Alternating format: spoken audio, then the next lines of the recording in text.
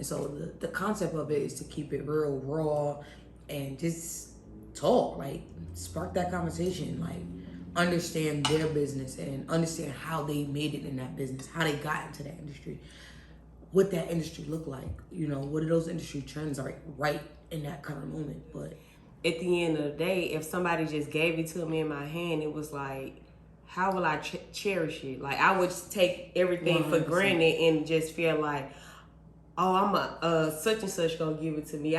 They got me. Right. And it's like when you work hard for it, you cherish it more. So it's okay to cry. It's okay to like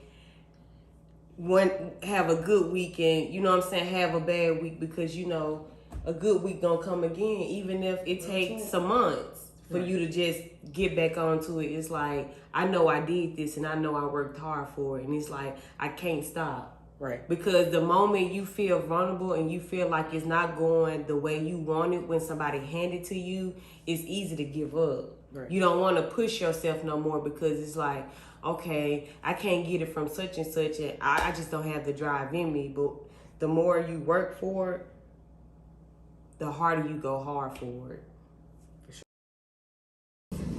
Oh, wait. Okay, we got to pray over the food before we start eating. All right, go ahead, come on. Damn, Shalia, Shalia devoured hers. Yeah. My prayer went out the window. So good. Come on. Come on, B. Come on. Okay. God is gracious. God is good. Lord, we thank you for this food. Bow our heads. We must be fed. Give us, Lord, our daily bread. Amen. Amen. For this food. Amen. Put your aquapana up. You know what I'm saying? Am I fried or you fried? I bet. So, this is the pilot episode of Talking Business Over Brunch. Look at the camera. What it do? Well, we talking business over dinner brunch, right now. but we talking business over dinner tonight. So how you provided by these late night meetings? This is what this turns into. Yo, it's midnight and eating a whole full fish dinner. And shrimp is by me. That's crazy. It's midnight. Now the food is bomb though. Thanks. But so how you want to roll this out? What will be like? Somebody comes on and say you running a Danaita, or you just gonna introduce yourself like you run da-da-da, we run da-da-da, or is it not supposed to be so structured? So then like what's the conversation though? Like, so tell me what you want people to know. It's definitely not gonna be structured. I want it to be definitely like raw moments, right? Mm-hmm. Obviously, every guest that comes on is gonna be a little different because everybody's doing something different. Right, and we're talking business, and everybody's in different businesses and different fields and different industries, and so the concept of it is to keep it real raw and just talk, like spark that conversation, like understand their business and understand how they made it in that business, how they got into that industry, what that industry look like, what are those industry trends are right in that current moment. But yeah, what kind of guests y'all want to have on? All of them.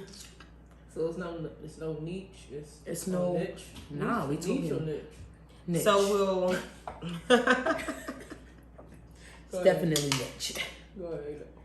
What was I gonna ask? Fuck. What type of guest? You ask what type of guest. There's no niche. Like it's no specific topic. It would just be like. So obviously we gonna have questions, right? That are geared toward the guests of the day, but overall it's real raw, like, because if I just imagine this, like if I send out questions before the interview, it's like you already prepped. I don't want that prep. Some people gonna ask though. I mean, some people. I mean, yeah, but then you know what I'm saying. Maybe those ain't the people that's cut out for the podcast. You think so? I feel like because I feel like no. Give them a general sense. Yeah, we can talk general sense, but no, like give them a general sense of the actual questions is going to be like, yeah, like I want it to be raw, like so that the viewers can get that. Thing. Yeah, she wanted to be raw, so she's saying like. When you come up on there, you don't know what you're gonna be asked. It's gonna be random questions, but it's gonna be based pertaining around business. Yeah, we ain't out here fishing for personal information. You know, right? You know what I mean? So I don't see people having an issue with not having questions in advance. True. And where we at? Where we doing this at? Where we starting at? Well, today we out in Avondale Estates, Decatur.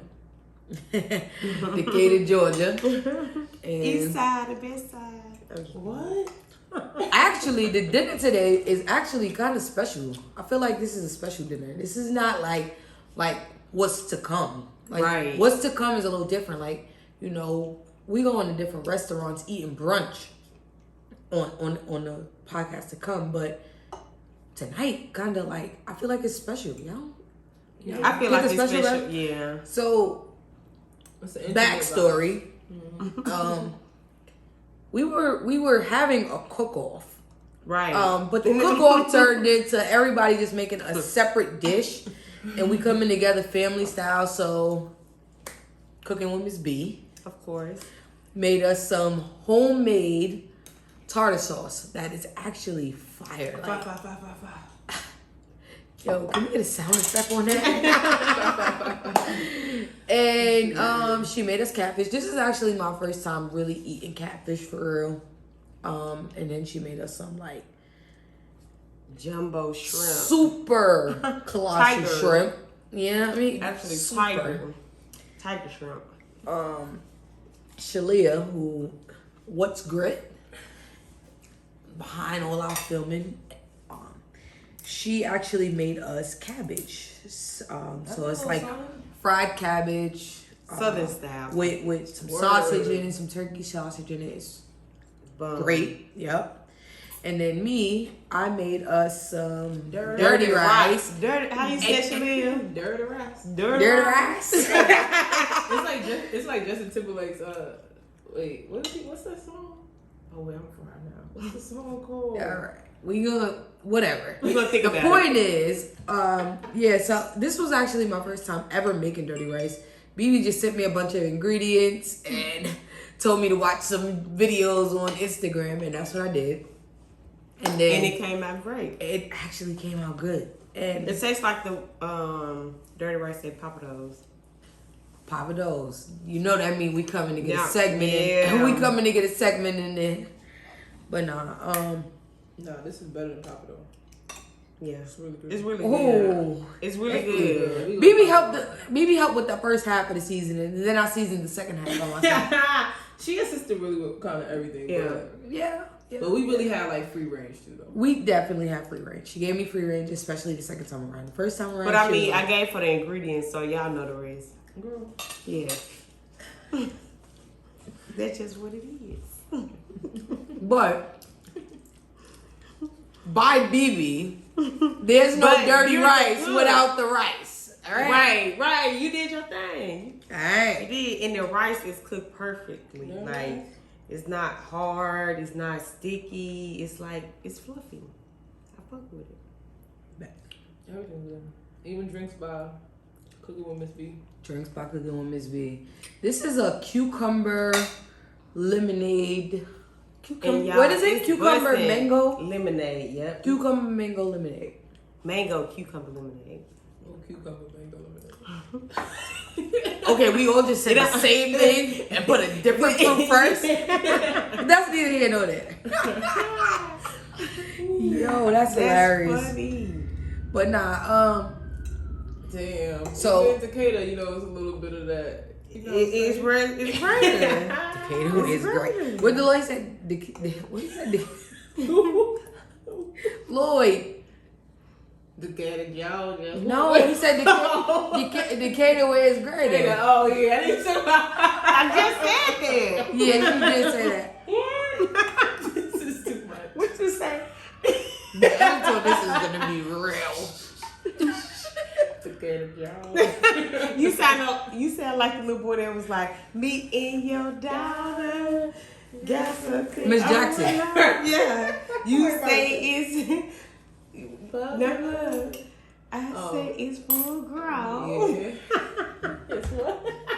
Full ground. We could tell. Oh my God. Like, why wasn't there no rest for Kids Bob? Cause why the little boy? Yeah, editors about that. Who making the kids? Why did it have the first for Kiss Bob? Like, what? Yo, hey, yo. All right, back on track. Back on track. And action. So now, That's good. but I feel like this podcast is going to be different and it's going to be special because everybody who's involved on the backside, the team, they might not even be seen on camera. I don't know. You know, maybe they'll come on one day. Right. You know, but I feel like the team itself is special because everybody who's involved was kind of like handpicked. Like it wasn't like, yo, let's just grab some, like, you know, some people, right? Everything was intentional, and everybody who was involved was with intention. And so I think that makes it that much more special when the full products come to life.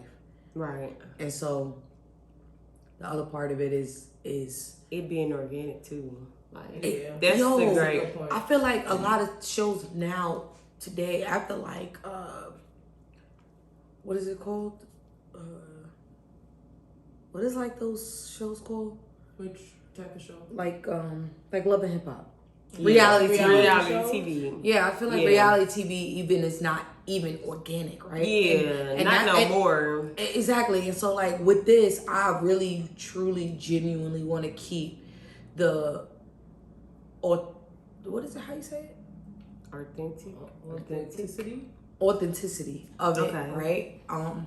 And being able to keep that raw, like, edge. Like, I want everybody who comes on to know, like, yo, nah, this is my true feelings. It came out right on camera. Like, whether these those moments become emotional, whatever that looks like I want it to stay organic and raw. Like, because business comes with a lot of emotions, especially for newer businesses, startups. Like, I got right now currently 3 businesses, right? And I'm working on a 4th, which is this podcast. And there's days where I'm great, the business is great, but then there's those days where I'm like, forget it, I'm done. I'm done. Yeah, I'm throwing in the towel, right? But then the next day I gotta get up and be like, nah, I can't throw in the towel. I got too many people that's depending on me and waiting for me. And so business comes with emotion, and I want to keep that, right?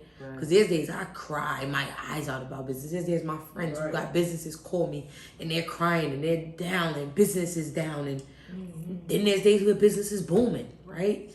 And keeping that raw emotion in it is important to me.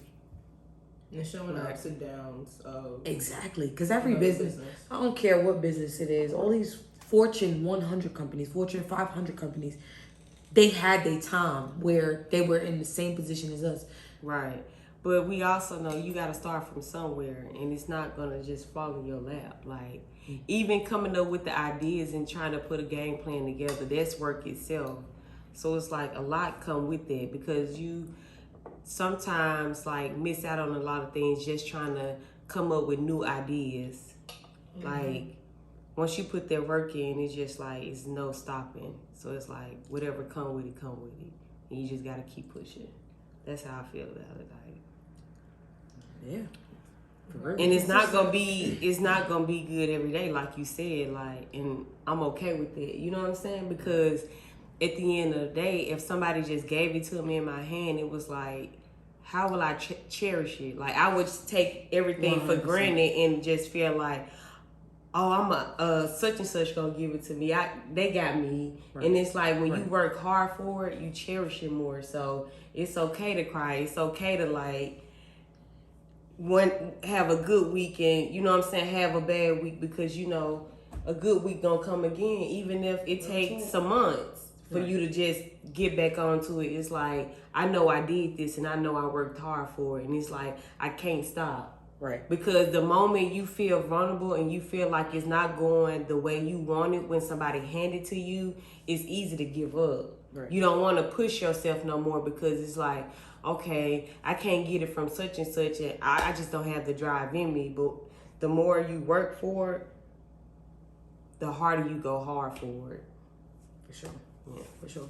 And that's even in like when you're working for a job, like, right? Yeah. I worked in corporate America, and it was great, right? And I can't say like, first of all, let me just say I learned a lot. I learned a lot. It grew me a ton, but the other side of it is just even if it's not the route of entrepreneurship, right? Because I don't want this to seem like we're shying away from people in who, have 9 to 5s, because I still have a 9 to 5, right? But the more important part is like knowing whether it's entrepreneurship, a 9 to 5, whatever that look like for whoever. And some people got both. Exactly. There's a lot of people with both, and I'm actually amazed at the amount of entrepreneurship in today's, space. Yes. Because back in the day, I feel like that generation just weren't risk takers at all. Like, they were more set on security. Security was more important to them, and now we got a bunch of risk takers, and I love that. Mm-hmm. And I feel like it's so crazy because the generation before me, which is like my mom's generation, which is like baby boomers. Yeah, I always mix that up. So I'm not going. We ain't going to. But the point is, like, right? My mom's generation, right? They are, like I said, they're more prone to security, whereas I feel like my generation is a little in between, where we're gonna keep the security as our seed and our growth, but we also gonna do what we gotta do to get to the entrepreneurial side fully. But I feel like the generation after us they're full on risk takers. Mm-hmm. Right. And it's so crazy because I see them and I see what they do and I see how they come, and I be like, I'm gonna do it. And then when the time come, I be like, nah, I'm gonna stay back. I'm still gonna keep this 9 to 5. I ain't ready fully committed. But I've also seen my generation where some people are able to let go the 9 to 5 and go strictly entrepreneurial route. And I feel like that's something you did, but don't quote me. No. Okay, I'm right. Okay. Yeah, I just want to make sure. I just feel like sometimes when you have no choice but to take a risk, it's like you got to go for it. Like sometimes I feel like when people, like you said, some people have a 9 to 5 and some people still, got their own business on the side. It's like they're not ready to take their risk because they're not getting the satisfaction from their self-employed job versus their 9 to 5. You get what I'm saying? So it's like, it's good in a sense because you still have something to fall back on. But like when you have no choice to fall back, it's like you gotta take that risk. I gotta do this. I gotta, start this new business. I gotta go, even if it's going to look for another job, you still taking the risk and trying to still build on something you lost or something that you depend on. You know what I'm saying? That's why people keep their jobs. That's why people, because they depend on their check every week. And it's like, when you're not getting that money that you used to getting every week and it just stopped, it's just like, damn, I gotta get this. You know what I'm saying? Especially a person that work hard. I've been there. Like, oh no. It's like no stopping. Like missing a check 1 week is just like, damn, what am I doing? You feel like, damn, I need to be doing something. And then I need that consistent money. Yes, it'd be like 2 weeks from now, 3 weeks from now, nothing still haven't popped, but I'm not giving up. I'm trying. Right. And the more you try, it's all gonna work out. Like, long as you try and you don't just sit around and wait for something, I feel like you gonna win. For sure. Yeah.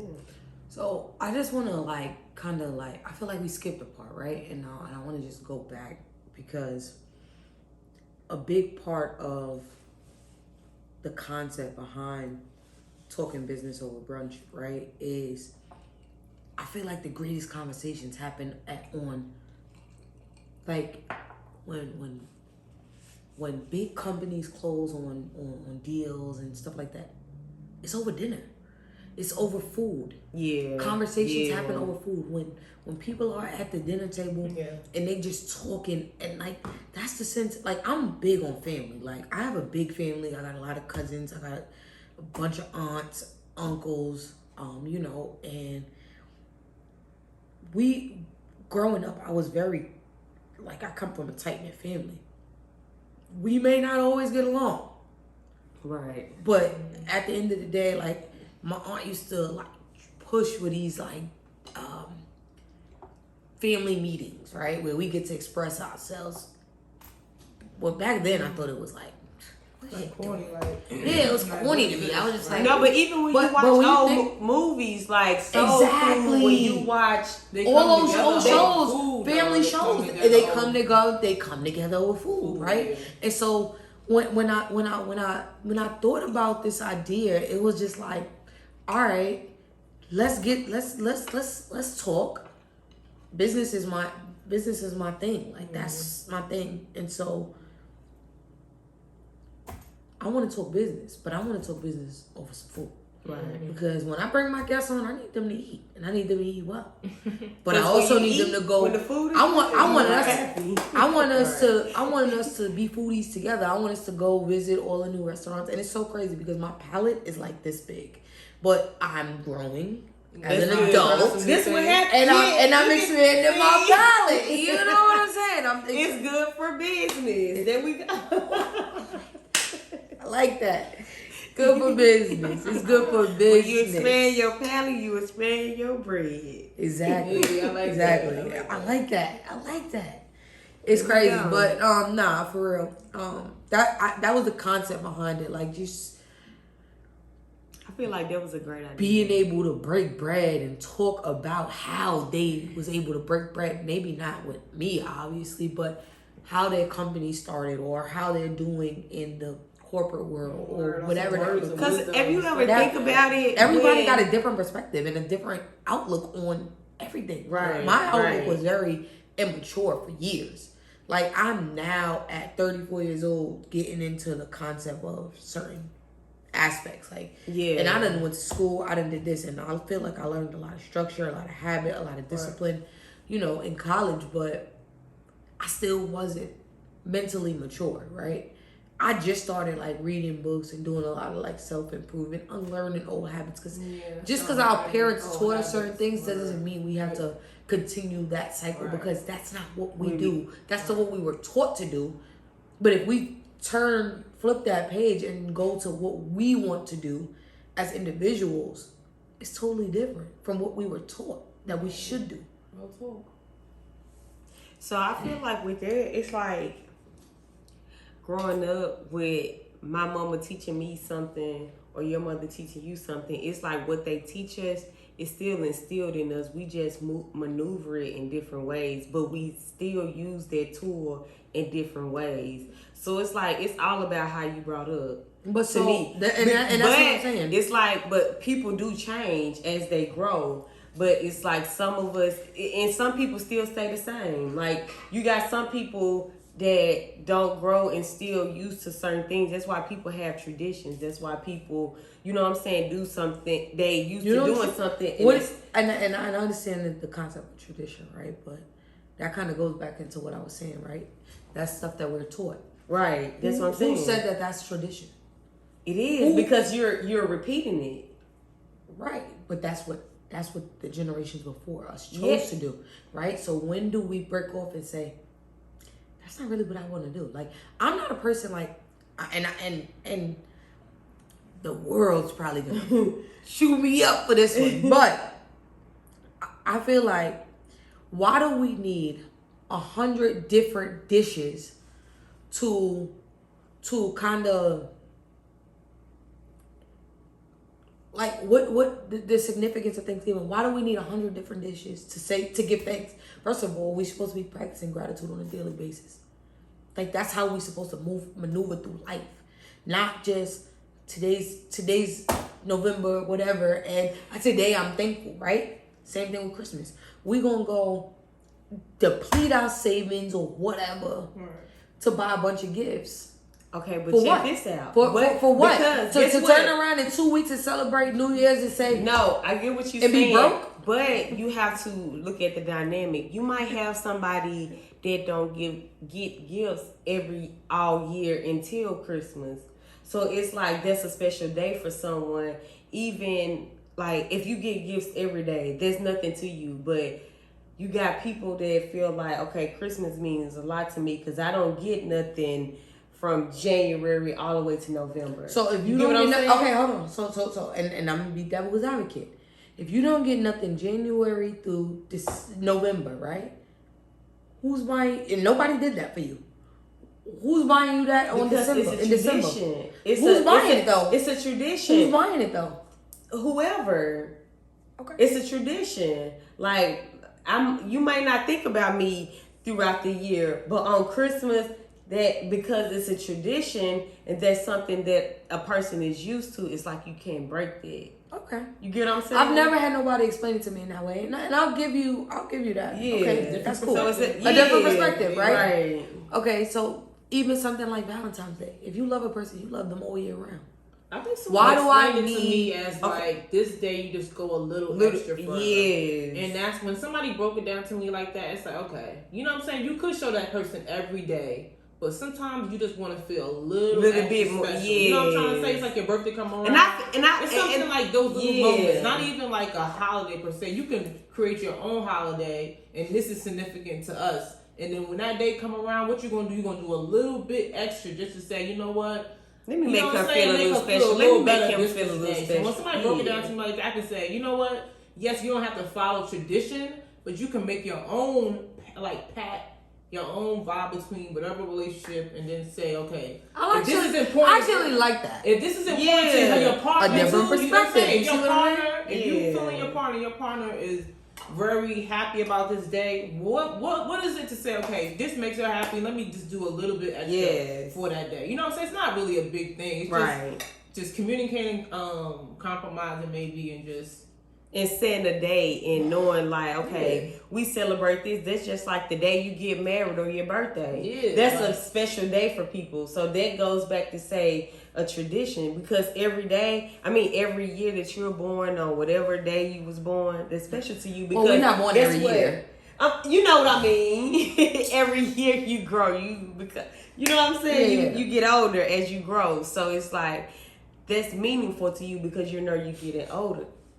Okay. You know what I'm saying? That's a good one. That's a good way to look at it. Yeah. But again, so the real topic was, not, going with what we were taught, right? And tradition and that type of thing. But I said all that to say, I'm not saying what our parents did or even what my parents did, right? Because I don't want to speak to you guys. I don't feel like what my parents did was bad. It was their way, or whoever taught them their way, right? That's just not the way that I choose. Yeah, you can break tradition. I want my own way, right? I come from a family where I have a lot of women in the line before me, right? And they're very emotionless, right? They have these hard attitudes where, nah, we don't cry. We take it and we move on, and we strong. They're the epitome of strong Black women, right? Got you. And so while I love that, it's also not beneficial, right? Because I feel like they don't come to one with their emotions. They're not affectionate, right? And like, to some degree, I very much lacked affection my whole life. Right. Because I was never showed it. Right. And like I said, I'm not saying that it's bad for them. What I'm saying is it's not conducive for me. It's not okay with me, because I like affection sometimes. Not too much. But I feel like I'm in between because for someone who was never taught it, I like it enough that I want it. But I also, because I've never had it, I don't know how to always embrace it. Right. Which is that's normal. Okay. That's normal, but a lot of things we do, we not taught, but we just know. And that comes from like being in you. Like it gotta be in you. Maybe that's say just you, not on you. Right. So because I grew up with like the same type of way you grew up. Like I didn't get hugs every day. I don't think I ever got a hug. Oh wow. I got a hug every now and then. You know, you go to church. You know, like every now and then. But it wasn't an everyday thing, so I get it. So like, it's like sometimes I lack on it as well, but then again, I have some days where I am affectionate, where I do want to be on my significant other, and you know what I'm saying. So it's like I said, it gotta be in you and not on you. But sometimes you have it in you.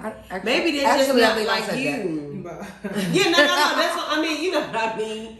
You said it, but no, I'm just kidding. Sometimes you probably affectionate in other ways. Probably, possibly. But the point was like, I forgot the point. I think the point was breaking traditions, breaking generational curses. That's what it is. That's just traditions. Yeah, but it can be It's yeah, you're right. It's both. But generational curses, yeah, that is a thing, and sometimes you just have to break them. And it gotta start with you. Like, it's a lot of things that I wasn't taught that I just know. Yes, it was just like okay, no, I know not to do it wasn't what we know. It's either we know what we don't want or what we do want. Right. Okay. Right. It's not that it wasn't taught or was taught. It was I see this example. I know what else is out there. It's either I want this or I don't want this. Yeah. I think it goes with like what your experiences are. Everyone's common sense is different because your common may be different than another. Right. That's why common sense is not common sense. Right. Like it's not common. Not common. Because environment, what you choose to like put yourself in and not in and stuff like that. All our experiences is different, so it's all gonna look different. I love this what's you call it? Wizard Kelly thing you're doing? That's what's right. This is my where you're not on the camera. Obviously, she's not on the camera, but she has a lot of input. Right. I love this. I like that. Right.